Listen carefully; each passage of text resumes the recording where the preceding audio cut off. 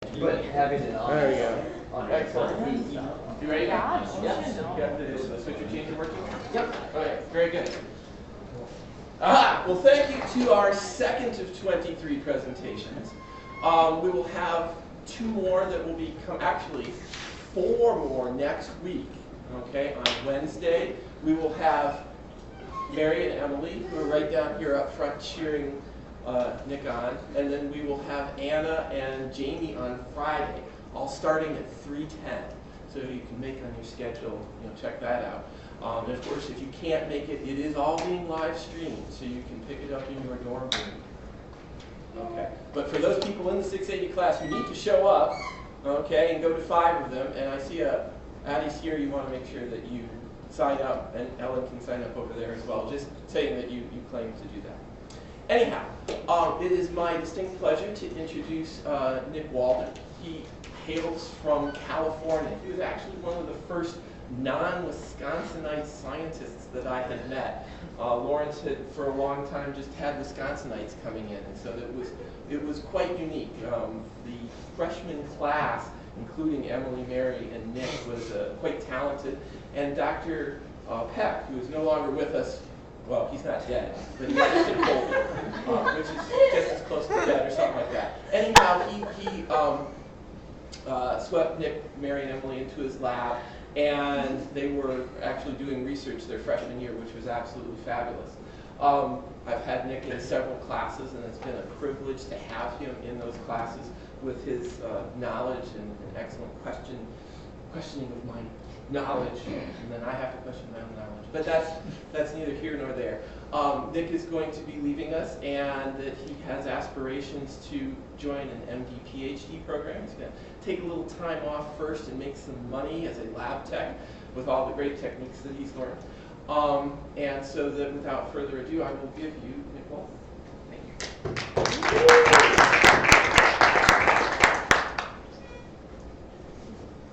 Thank you for the introduction.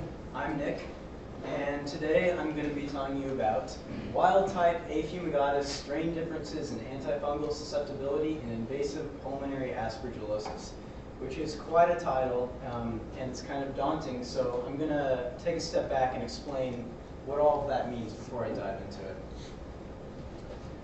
So last summer, I was over in Dr. Rob Kramer's lab working on an organism called A. fumigatus, which is pictured right here. This is a microscope picture of A. fumigatus, and it's a fungus. A. fumigatus is saprophytic, which means it absorbs nutrients from the environment and kind of gets all its nourishment from its surroundings. And more interestingly, it's pathogenic in immunocompromised people.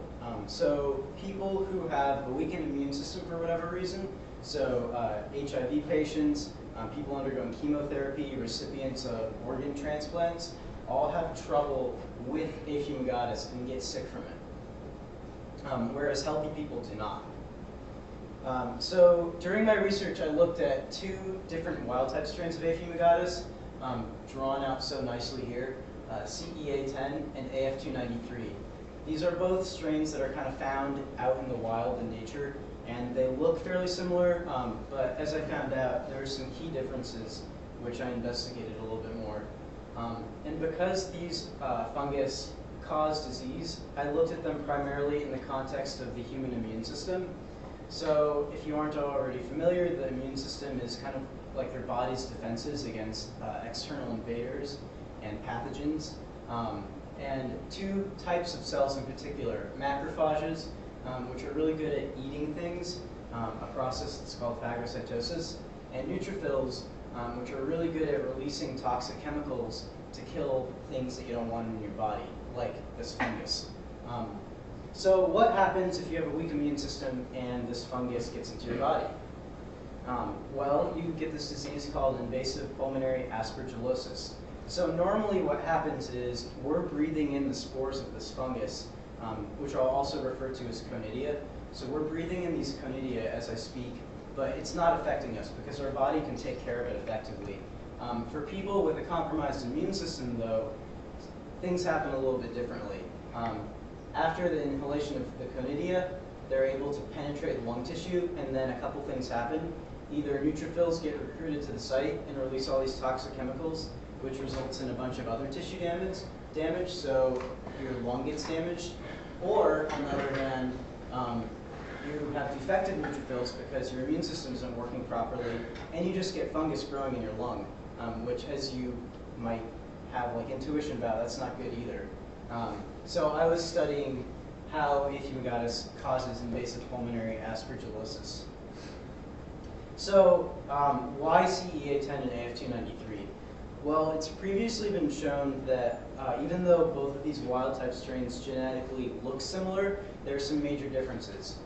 So I have two graphs here shown, and these are basically showing what happens when you infect mice with each of these strains. So on the y-axis, I have percent survival, so how many of the mice are surviving. And then on the x-axis, I have days post-infection, so after the mice were given this fungus. As you can clearly see, I have one for CEA10 and one graph for AF293. There's a huge difference in these survival curves. Mostly the fact that all of the mice infected with AF293 lived, and all of the mice infected with CEA10 died after about 10 days. So there's this huge difference in pathogenicity between CEA10 and AF293, and I kind of wanted to get at why that is, which is my research question. And to do this, I kind of look at how each of these strains of fungus react with different components of immune cells. So I split up my project into two parts. The first part was to look at fungal susceptibility, and again, this is in these two wild-type strains with relation to immune cells, mainly the two I talked about earlier. And then the second part was to investigate antifungal drug susceptibility and these clinical isolates that I actually got from patients who had fungal lung infections. So for the first part, as I mentioned, CEA10 and AF293 are both wild-type strains, and I use something called a damage assay to kind of do these experiments and see how much each fungus is damaged by different types of immune cells. So I wanted to see how effective different types of immune cells are killing these two strains, CEA10 and AF293. And so in order to assess damage, I had to use a special chemical reagent, which is called XTT, and it's this big thing over here on the left. And XTT is a little special because when it undergoes a chemical reaction of being reduced, this quaternary tetrasyl ring right here pops open, but more importantly, it creates this bright orange color. So we can kind of exploit this chemical reaction in this orange color to show how much damage is done to fungal cells. And here's a little bit more detail about how that works. Here I have a beautiful diagram of our typical fungus cell. And when the fungus cell is happy and functioning correctly, a bunch of reactions happen at the membrane. So, for example, NADH gets oxidized to NAD+, and this kind of sets off a cascade of other reactions. And if XTT is present in the presence of this healthy fungal cell membrane, then XTT ends up getting reduced and that orange color gets made. So basically, if we throw XTT on healthy fungus cells, we get orange. So the way I can quantify damage is by looking at that orange color. Whenever we see orange, it means that the fungus membrane is intact and that the fungus cell is like actively metabolizing. But when we see no color, it means the fungus cell is damaged somehow. And so we can use that criteria to assess damage. So here I have a picture of my experimental design for these damage assays. This represents a 24-well plate, and it's just a plastic plate with wells in it that I can put cells in. And I have different conditions on each column. So with the first two columns, I have CEA10 plus whatever immune cells I want to put in. Second two columns are AF293 plus whatever immune cells I want to look at. And then I have some fungus growing alone conditions as a control, which I'll explain in a little bit too. And so the basic procedure for this experiment involved putting in fungus in these wells, letting them grow a little bit, adding the correct type of immune cell I want to look at, letting them interact, and then adding XTT and looking for that orange color to see if any damage was done to any of the fungus cells. And typically, because immune cells are good at killing things, we'd expect that they would do a little bit of damage, at least, to the fungus. So the first damage assay I looked at used macrophages. I mentioned them earlier. I'm representing that with this another beautiful picture. Macrophages are immune cells that have four main functions. Two of the functions involve sending out pro-inflammatory and anti-inflammatory signals. And the other two functions are releasing these toxic chemicals, sometimes called ROS, or reactive oxygen species, and phagocytosis, which is that cellular eating. Because this experiment involves an isolated system in these plastic wells, we're not going to be really looking at these signals to other types of immune cells, and phagocytosis and these toxic chemical release are going to be the main effects we're going to be examining for this experiment. So in order to do this, I first took a given amount of macrophages that I got from a cell line that was growing, and we just had these growing in the lab for a while, and I harvested them, incubated them with the fungus for a given amount of time, and then I lysed or popped open these immune cells with cold water. And this was mainly to ensure that the interaction between the fungus and the immune cell stops after a certain amount of time. And that way we can really pinpoint how long the fungus and immune cells are interacting and have a very controlled experiment. And then lastly, I did something called spectrophotometry, which is basically a machine that reads different wavelengths of light. And so I had it calibrated to that orange color that XCT gives off, so we can kind of quantitatively measure amounts of orange in each well, and therefore damage. So here's my first result from the macrophage damage assay. On our y-axis, we have % damage done to the fungal cells, and then on the x-axis, I have our two different strains of fungus, so CEA10 and AF293. And the main thing you'll notice here is that AF293 cells were way more damaged than CEA10 cells, which basically means macrophages had an easier time killing and destroying AF293 cells than CEA10 cells. And this starts to suggest and support what I saw in that paper earlier, that CEA10 cells are more pathogenic and your immune cells have more trouble killing them. I also included in this experiment a graph of just the fungus growing alone. So we have the same axes here, % damage and the strain of fungus. You'll notice the y-axis, with the y-axis the scale is a lot smaller, and statistically speaking there's no significant difference between the height of these two bars. And this is just here to tell us that both AF293 and CEA10 grew up the same way. And that's important in just controlling the experiment. If we found that one of those strains grew up a lot better for whatever reason, then it might skew the results. So it's important to include this section with all the experiments. So next I did the same thing, but with neutrophils, which was the other type of cell I talked about. Neutrophils have three major functions. They do phagocytosis and degranulation, which basically is a fancy word for releasing those toxic chemicals. And then they also have these neutrophil extracellular traps, which involve these fibers that trap pathogens. But again, because of the design of the experiment, I'm going to be looking at the effects of these two functions of neutrophils. This experiment was kind of interesting too, because I used two types of neutrophils instead of one type of cell. So the first type was what I call wild type, or our normal and healthy neutrophils. And these guys can phagocytose pathogens and also release toxic chemicals easily.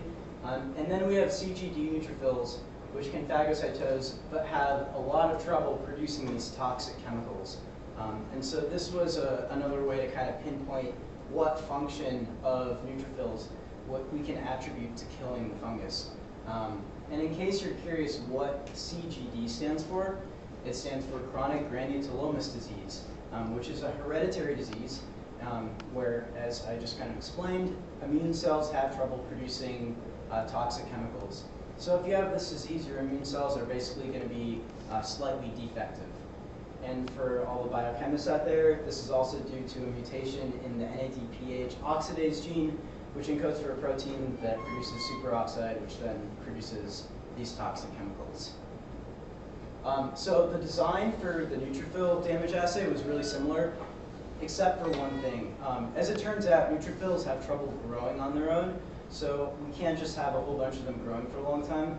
So I actually had to harvest them from the bone marrow of mice. And these were either healthy wild-type mice or mice with that CGD disease. And I was able to, once I extracted bone marrow from these mice, isolate these neutrophils using something called Percol gradients. And it's basically a chemical tool used to separate things based on density. So I can separate these cells based on how dense they are and isolate them. And then once I had my neutrophils, the rest of the procedure was the same. I incubated them with the fungus for a certain amount of time, lysed them to stop that interaction, and then did spectrophotometry. And my results from this actually kind of mirrored my macrophage results. You'll notice there are more bars on this graph, and this is because I had 2 types of cells instead of 1. So just to orient you, the y-axis is % damage, and the x-axis is our different conditions. So going from left to right, we have CEA10 with the wild-type neutrophils, CEA10 with the CGD neutrophils, AF293 with wild-type neutrophils, and AF293 with CGD neutrophils. So now if we look at bars 1 and 3, which are the bars bracketed with this asterisk right here and here, we'll see that, again, AF293 cells are more easily killed than CEA10 cells. So for whatever reason, CEA10 cells, fungus cells, are more resistant to killing. And we're not sure why, but it's very interesting. And then also you'll notice, if you look at bars 2 and 4, and these are the ones bracketed by that double dagger, we got a similar result with the defective neutrophils. AF293 is still more readily killed by defective neutrophils than CEA10.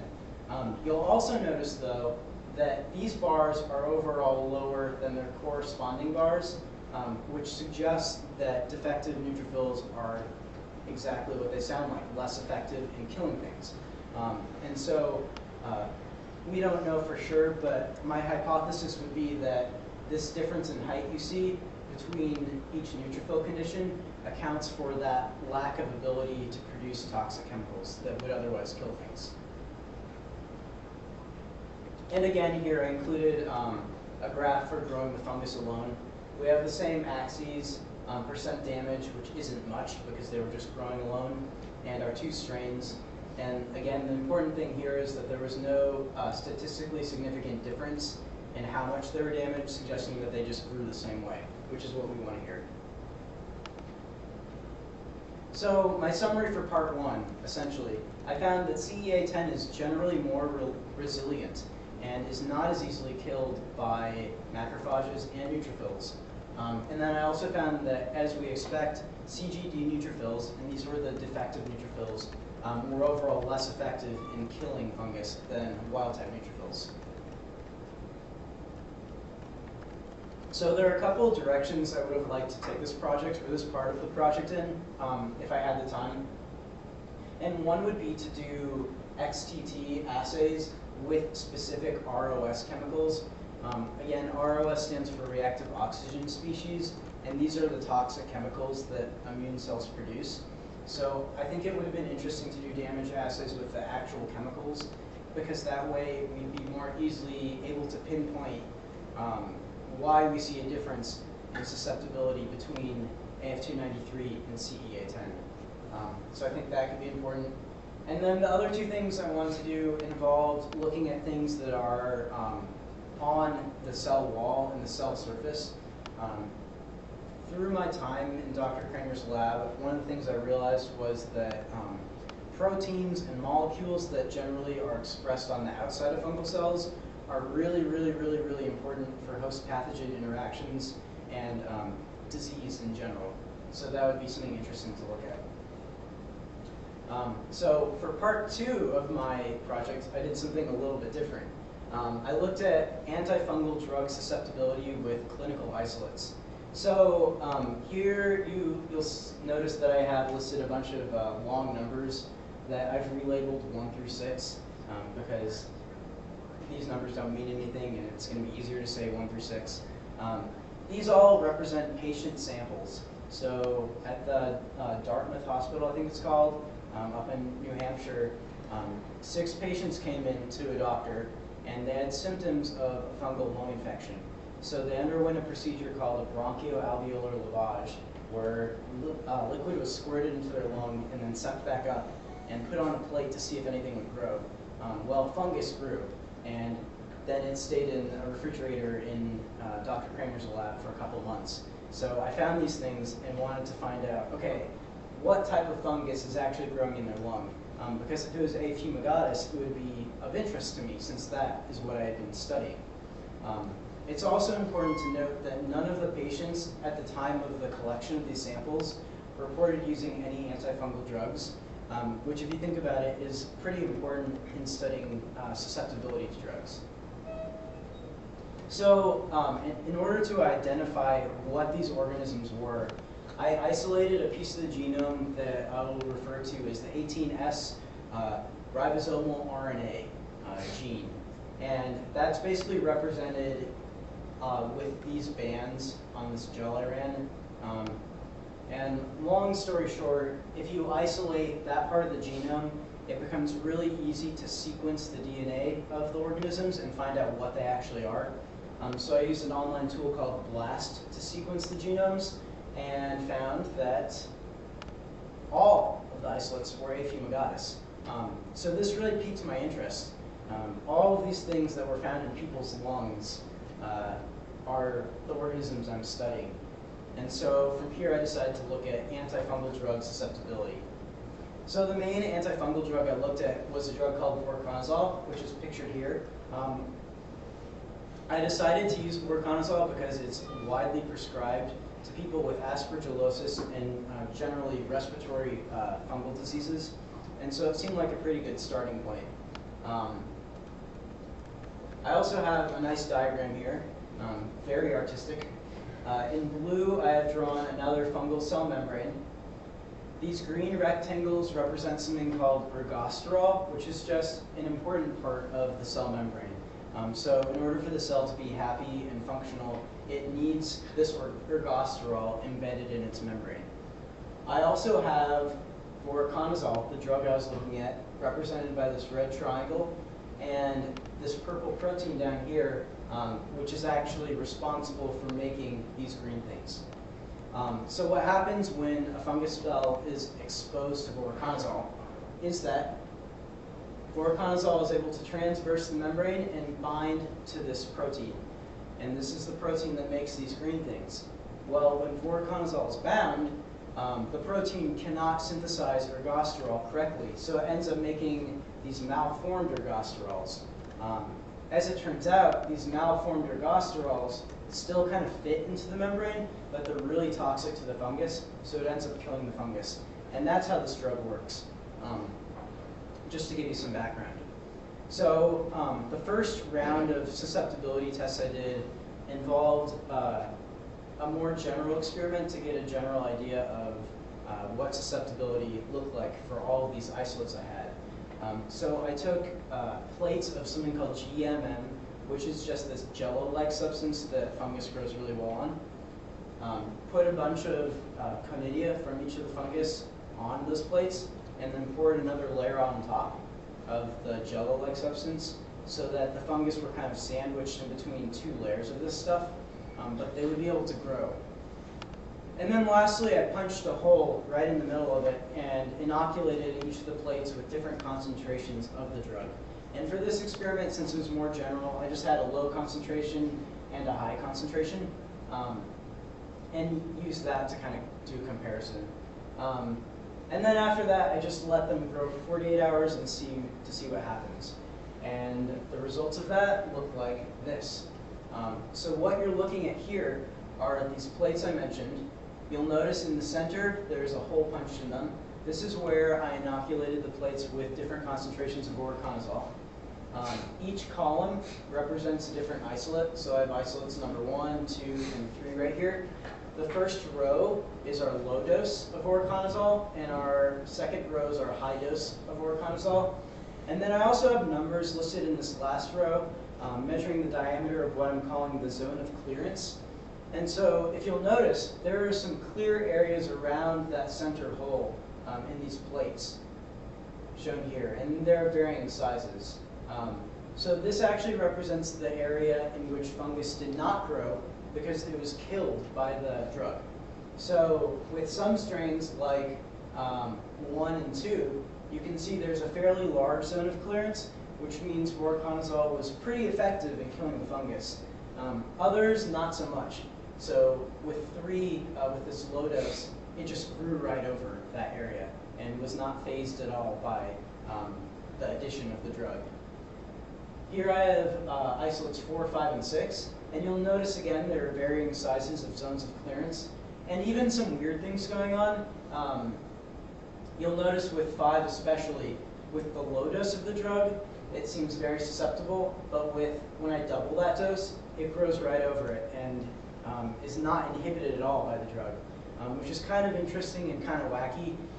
So this prompted me to do a more thorough drug susceptibility test, because with these experiments, you can only go as good as your eye in measuring the diameters of these zones of clearances.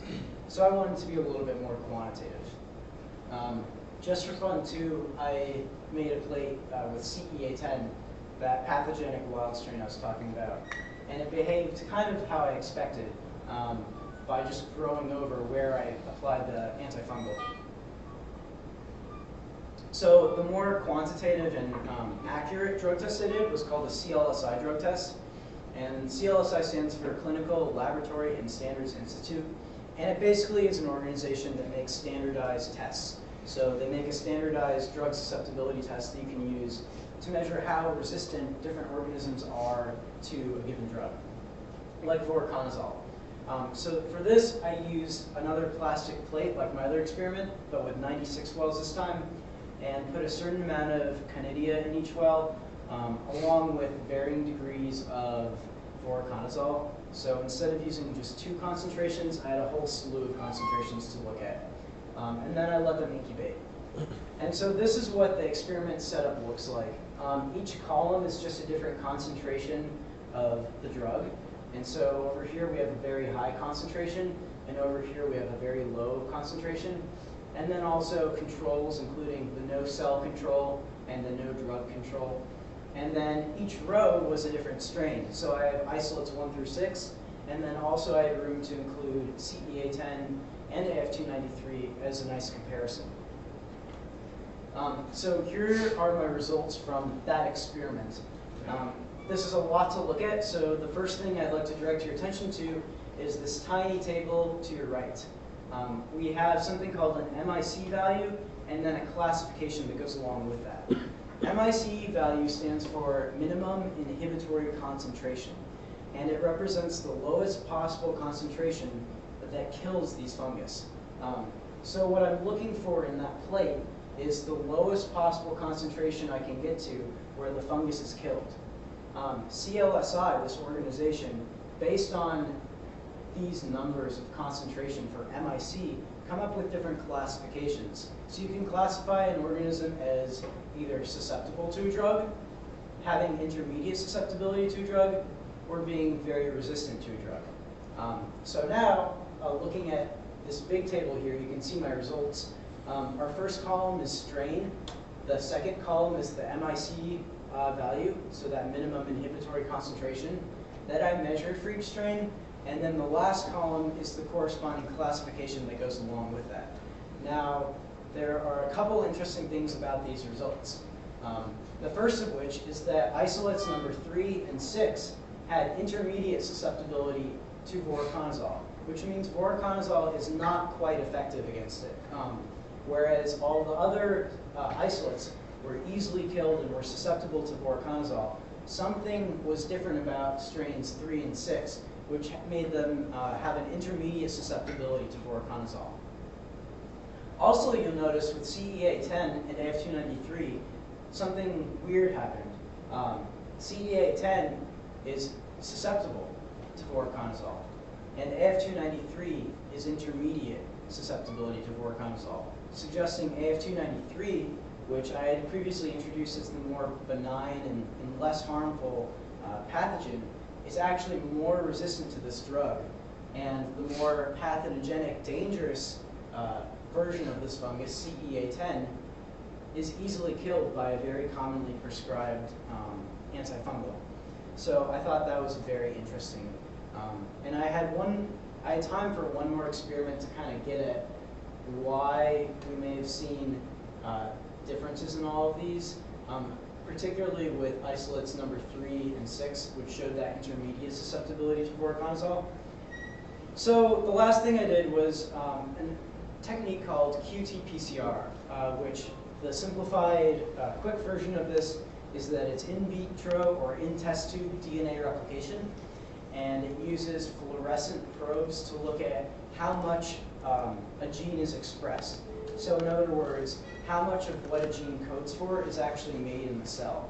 And depending on if a lot of this substance is made or a little of this substance is made, we can kind of know more about cells, especially things having to do with antifungal drug susceptibility. So naturally, and then I also have a picture of the machinery I use. It's not that interesting, it just looks like a big box, but I figured I'd include it in here. So I looked at 2 genes for this experiment. One was called ERG11A, which codes for that purple protein I showed earlier that makes ergosterol. And therefore, this gene product is a target of voriconazole. So I thought that would be very relevant because strains number 3 and 6 were less susceptible to voriconazole, so something weird is happening. And this is directly involved in how voriconazole kills fungal cells. I also looked at SRBA, which kind of codes for the signal that the cell gives if there's low amounts of ergosterol. And so this is kind of like a mechanism to tell the cell, hey, we need to make more of this stuff to put in the membrane. So I thought that would be very interesting to look at as well. And as it turns out, those were really good choices. So here I have my data from that experiment. On the bottom x-axis here, we have strains, just 1 through 6. And on the top, on the y-axis, we have fold expression. So basically how much of the gene product was expressed.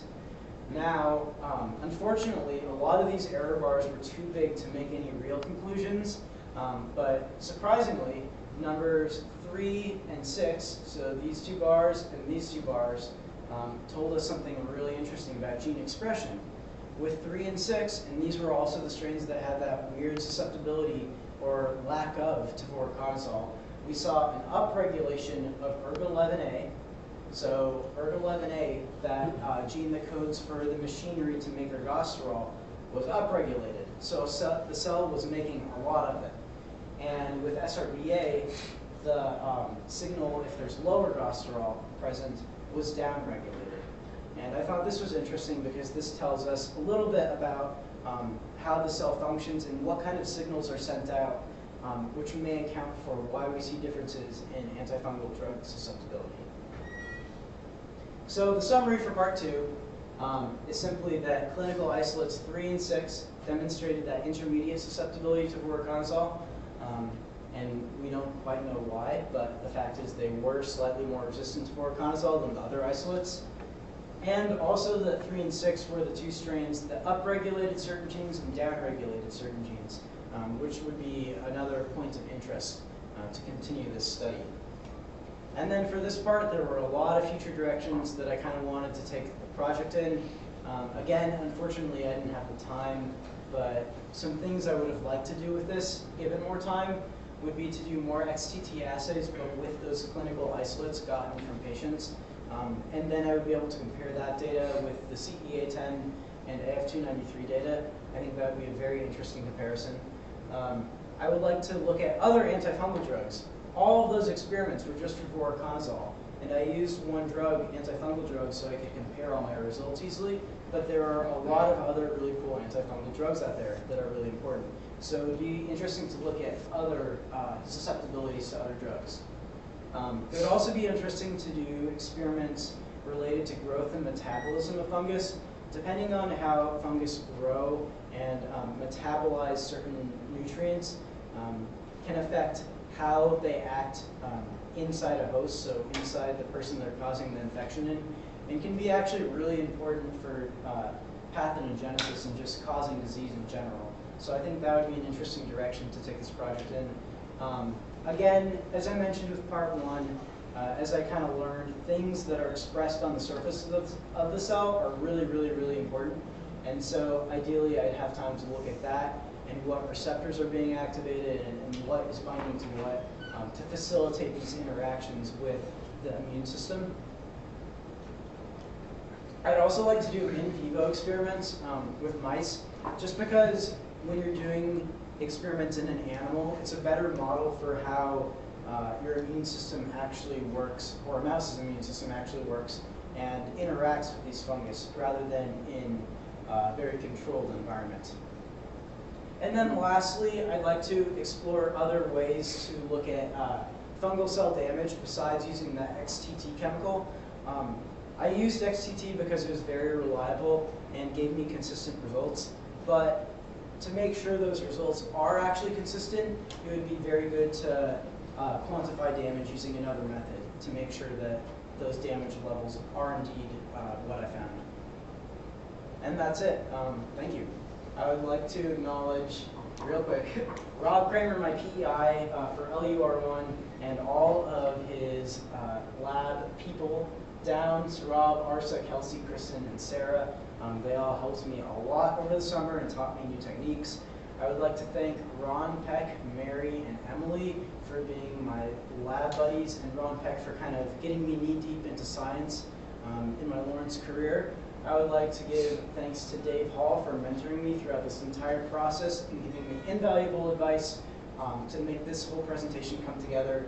And the LU chemistry and biology departments for making science cool and keeping me inspired. And lastly, Dr. Maravlo for making this whole LUR1 project happen. Without this program, I wouldn't have done this research and I wouldn't be here today. So, thank you.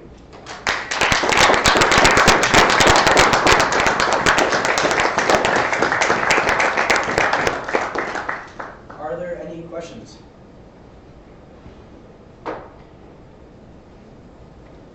Was there a reason you did like a sandwich method in the under with the anti-fungal as opposed to just putting it on the plate and doing it that way? Yeah, so there are a couple of reasons. One was the fungus actually grow up, so they'll grow through that second layer, which is why those plates look really fuzzy and gross. And then the other reason is when you're punching a hole in the plates, when you have that sandwich, the antifungal drug spreads between the two layers. But if it was just punched through one layer, it would just kind of sit at the bottom of the plate, and the fungus wouldn't really be exposed to it. Were you able to identify any of your 6 isolates as either of the 2 specific strains that you worked with? No, we weren't able to go that far. CEA10 and AF293 have very, very subtle genetic differences, which if I had more time, I probably would have done. But yeah, we just were able to classify them as a fumigatus. In the initial dose response assay you did, I think it was part 1, I forgot the names of the exact drugs, but you showed that lower concentrations were more efficacious. Did the PI or the lab group posit a mechanism for that? Like, were they expecting a hormetic dose response curve or something like that? Or? Are you talking about for the plate experiments? Yeah. Yeah, I mean, it is possible that the fungus reacted differently based on how voriconazole works. As I mentioned, it does bind a protein, so if the cell is exposed to small doses of that, it could result in a high response. Also, this method is very like a quick method, and it's mainly used to gauge general results. So I don't think that these plates and just looking at them by eye are too reliable. So, any other questions? So if you go to the Qtpcr data, Yes.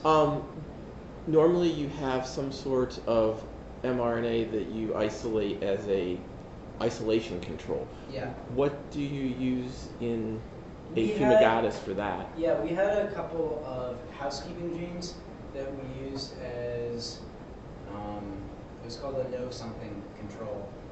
I think one of them was an actin gene, Okay. and I can't remember what the other one was. Okay. But they were essentially housekeeping genes that we knew would have a certain amount of expression.